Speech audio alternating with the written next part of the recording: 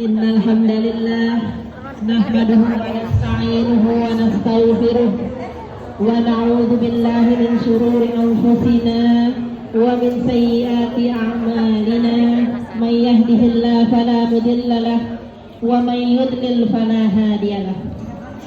Asyhadu an la ilaha illallah wa asyhadu anna Muhammadan abduhu wa rasuluhu la nabiyya ba'da amma ba'd. Puji syukur kehadirat Allah Subhanahu wa taala yang telah memberikan kepada kita semua nikmat iman, nikmat Islam, nikmat hasad, nikmat panjang umur, sehingga pada hari ini kita bisa merayakan peringatan Maulid. Salawat dan salam tak lupa kita curahkan pada junjungan kita Nabi besar Muhammad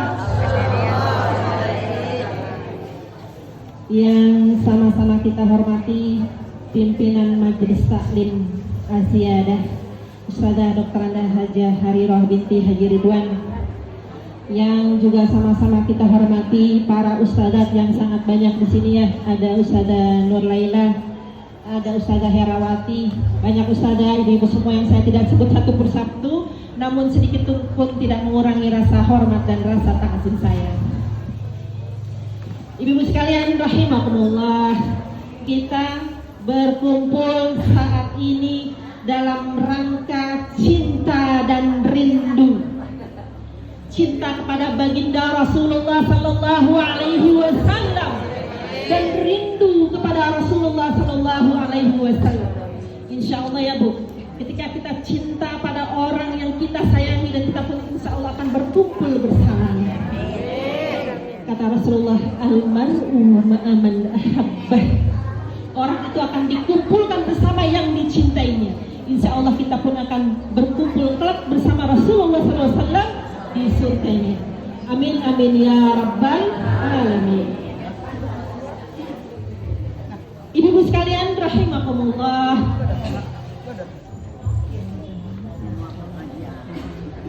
Allah Subhanahu wa taala memberikan kita akal pikiran yang tidak bisa menangkap semuanya. Mata hanya bisa melihat yang tampak saja. Allah Maha tahu. Makanya Allah kirimkan kepada kita seorang sosok yang mulia, seorang sosok yang agung, yaitu Nabi besar Muhammad.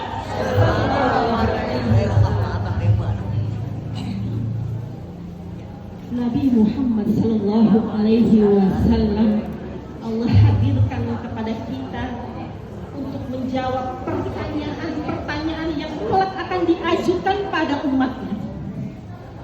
Memang ada ya pertanyaan dari umatnya untuk Nabi Muhammad? Ada. Banyak umatnya mengajukan pertanyaan pada Nabi Muhammad. Dan Allah Subhanahu wa taala telah memberi bekal kepada Nabi Muhammad untuk jawaban-jawaban yang akan ditanyakan oleh umat. Apakah pertanyaan itu? Pertanyaan itu akan banyak tertulis. Di antaranya adalah yang awal ayatnya dengan kata-kata yas'alunaka. Mereka bertanya kepadamu ya Muhammad. Apa pertanyaannya? Di antaranya adalah yas'alunaka 'anil mahid. Mereka bertanya kepadamu ya Muhammad tentang darah haid. Yas'alunaka 'anil yatama. Mereka bertanya kepadamu ya Muhammad tentang anak yatim. Yas'alunaka 'anil khamri wal maisir. Mereka bertanya kepadamu ya Muhammad tentang khamar dan judi.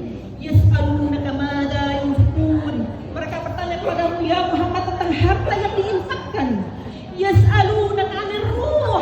Mereka bertanya kepadamu ya Muhammad tentang ruh. Yas'alunaka ma uhilla lahum. Mereka bertanya kepadamu ya Muhammad tentang apa yang halal bagi mereka. Yas'alunaka 'anis saah. Mereka bertanya kepadamu ya Muhammad tentang hari kiamat.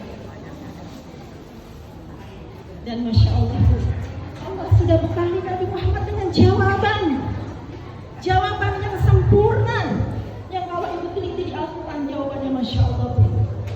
Kita uraikan sedikit-sedikit Bu ya, satu persatu.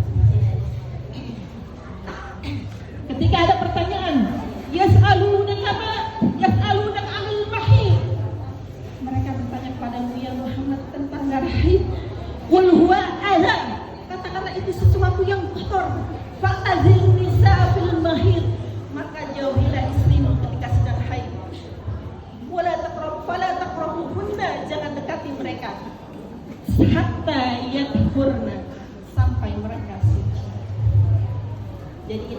adalah pertanyaan umatnya Nabi Muhammad yang Allah sudah bekali Nabi Muhammad jawabannya.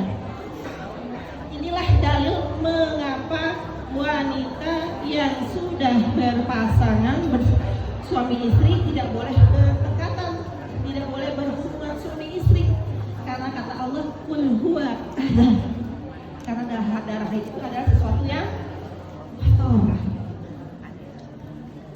Allah melarang mendekatinya. Kalau didekati itu sesuatu yang kotor akan membawa penyakit. Dan menurut kedokteran pun demikian. Makanya Bu, ini dalil kalau ada suami bertanya kenapa orang haid, wanita haid, istri sedang haid tidak boleh disetubuhi. Ini dalilnya. Ibu kasih lihat dalilnya. Dan ibu juga bisa memberi kabar, memberi informasi ke anak menantu ibu yang belum paham kenapa kok ketika haid suami istri tidak boleh berhubungan. Ini dalilnya. Kemudian pertanyaan yang kedua, yas'alunaka 'anil yatama. Mereka bertanya kepadamu ya Muhammad tentang anak yatim. Qul islahul lahum khair. Kata Allah, memperbaiki keadaan anak yatim adalah suatu kebaikan. Menyantuni anak yatim suatu kebaikan. Mendidik anak yatim suatu kebaikan. Menyayangi anak yatim suatu kebaikan. Itu Allah yang memberi jawaban. Kemudian lagi pertanyaan yang ketiga, yas'alunaka 'anil khamri wal maisir. Mereka bertanya kepadamu ya Muhammad tentang khamr dan judi. Qul fihima ithmun kabirun. Katakan pada keduanya terdapat dosa besar. Wa manafi'u linnas, dan manfaat bagi manusia. Wa ithmuhuma akbaru min naf'ihima. Tetapi dosanya lebih besar dari manfaatnya. Nah, Bu, ini jawaban kenapa minuman khamr dan judi diharamkan. Sekarang saya tanya Bu, yang minuman yang halal sama yang haram banyakkan yang mana? Yang halal ya Bu, ada susu, ada air putih, ada apa lagi Bu? Ada teh, ada kopi, ada jus. Banyak pilihannya, kenapa khamr ini diminum? Terus juga judi Bu, judi Allah larang. Nah, zaman sekarang kita hati-hati dengan judi online. Ada yang curhat ke saya, anaknya sampai ngabisin uang 70 juta karena terjerat judi online. Hati-hati. Jaga anak kita kalau asik main HP kemudian uangnya habis. Nah, dari cerita yang teman saya ini sampai nggak bayar kuliah, ibunya kasih buat bayar kuliah, ternyata dia tidak bayarkan untuk judi online. Na'udzubillah min dzalik. Kemudian apa lagi? Yas'alunaka madza yunfiqun. Mereka bertanya kepadamu ya Muhammad tentang harta yang diinfakkan. Qul ma anfaqtum min khairin falil walidain wal aqrabin wal yatama wal masakin wa ibnis sabil. Jadi Allah Subhanahu wa taala ngasih urutan Bu. Memberikan urutan menginfakkan harta kepada siapa? Yang pertama kata Allah falil walidain. Kedua orang tua dulu kita infakkan harta kita. Kedua orang tua dulu kita berikan harta kita yang banyak. Sesudah orang tua pada siapa lagi? Wal aqrabin, pada orang-orang terdekat kita, saudara terdekat. Anak keponakan kita, kakak kita, adik kita, sepupu kita. Nah itu orang-orang terdekat. Kalau itu sudah diberikan pada siapa lagi? Wal yatama. Anak yatim. Anak yatim udah juga wal masakin. Orang-orang miskin. Dan yang kelima wa ibnis sabil, orang-orang yang jalan di jalan Allah. Itu urutannya. Kemudian pertanyaannya lagi, yas'alunaka 'anir ruh. Mereka bertanya kepadamu ya Muhammad tentang ruh. Qul ruhu min amri rabbi. Katakanlah, ruh itu adalah ilmunya Allah. Hanya Allah yang tahu. Hanya Allah yang mengetahui. Wa ma utitum min ilmin illa qalila. Dan kita tidak mengetahui sedikit pun tentang ruh kecuali sedikit saja yang Allah berikan. Kemudian selanjutnya yas'alunaka madza uhilla lahum. Mereka bertanya kepadamu ya Muhammad tentang yang halal bagi mereka. Qul ma uhilla lakum at-thayyibat. Katakanlah yang halal itu adalah yang baik. Yang halal yang apa, Bu? Yang baik. Yang baik. Baik secara zatnya, baik secara juga mendapatkannya. Misalnya ibu makan ayam goreng, baik ya Bu? Baik. Halal ya Bu? Halal. Tapi cara mendapatkannya apakah halal juga? Misalnya cara mendapatkannya nauzubillah min dzalik dari mencuri, tadinya halal jadi itu ya Bu. Kemudian yas'alunaka 'anis saa'ah. Mereka bertanya kepadamu ya Muhammad tentang hari kiamat. Ayyana mursaha. Kapan terjadinya hari kiamat?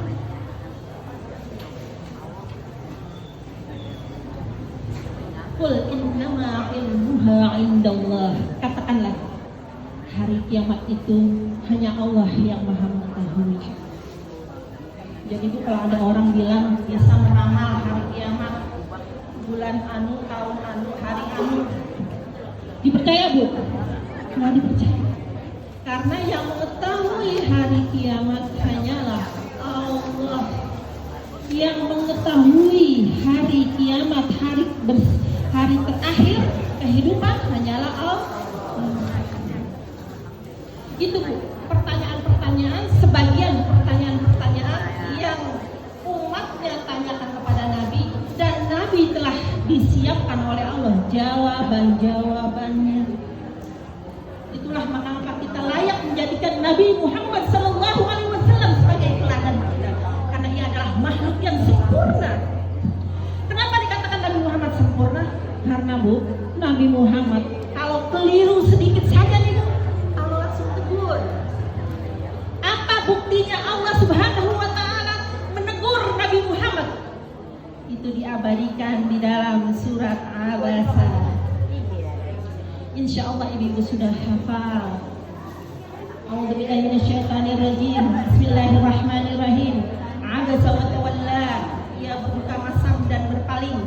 Anja'ul a'ma. Ketika datang orang yang buta. Nabi Muhammad berpaling, ditegur oleh Allah. Jadi asbabun nuzulnya, ketika Nabi Muhammad lagi asik-asiknya menjelaskan Islam kepada pembesar Quraisy, tiba-tiba Abdullah bin Ummi Maktum yang buta itu datang, mau minta penjelasan tentang Islam juga. Nah, Nabi Muhammad sempat berpaling tuh Bu. Maksudnya Nabi Muhammad berpaling bukan merendahkan, tapi pikirnya Nabi Muhammad ini entar dulu masih banyak waktu. Kalau pembesar Quraisy ini kan lagi sedang-sedangnya dikasih nasihat. Nanti kalau pembesarnya masuk Islam, pengikutnya juga masuk Islam. Itu Nabi Muhammad pikirnya. Tapi ternyata Allah tegur. Keliru sedikit Allah tegur. Kata Allah, "Kalla innaha lagha." Sekali-kali jangan begitu. Sesungguhnya ayat-ayat Allah adalah sebuah Nabi Muhammad makanya maksum, karena sedikit keliru saja Allah telah dijaga. Allah langsung tegur. Dan penjagaan Rasulullah itu bukan hanya ketika jadi nabi, sebelum jadi nabi pun sudah dijaga oleh Allah. Ketika berusia 5 tahun Nabi Muhammad mengalami syaqqus sadar. Apa itu syaqqus sadar? Pembelahan dada. Dadanya dikeluarkan oleh Jibril, kemudian dicuci dengan air Zam-Zam dari surga, kemudian dengan bejana dari surga, kemudian dibersihkan oleh Jibril. Air Zam-Zam, kemudian hatinya diletakkan dalam bejana dari surga, kemudian disiram dengan air Zam-Zam, kemudian Jibril perhatikan kembali dada Rasulullah. Dijaga oleh Rasulullah. Saat usia berapa Bu? 5 tahun.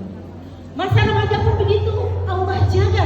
Ketika Rasulullah masa remaja ada niatan ingin menghadiri sebuah pertunjukan penduduk Makkah saat jahiliyah, ilmu makan jahiliyah, itu Rasulullah dibikin ngantuk yang amat sangat, sehingga Rasulullah tidak mengetahui sedikit pun kejahiliaan yang saat itu terjadi. Itu begitu penjagaan Allah yang luar biasa kepada Nabi Muhammad saat sebelum menjadi nabi sampai menjadi nabi. Dan insya Allah ya Bu, kita semua di sini umat Nabi Muhammad insya Allah akan bertemu beliau di surga nanti. Insya Allah semua kita yang hadir di sini mendapat air dari telaga Kautsar yang Rasulullah berikan kepada kita semua. Dan insya Allah kebaikan yang kita lakukan selama di dunia karena mengikuti sunnah Rasulullah itu semua diberi pahala oleh Allah dengan balasan yang berlipat. Amin amin ya rabbal alamin. Baik ibu sekalian rahimahullah, ini saja yang bisa saya sampaikan. Lebih kurangnya mohon maaf. Kebenaran hanya datang dari Allah, kesalahan dari lisan saya sendiri. Billahi taufiq wal hidayah. Wassalamualaikum warahmatullahi wabarakatuh.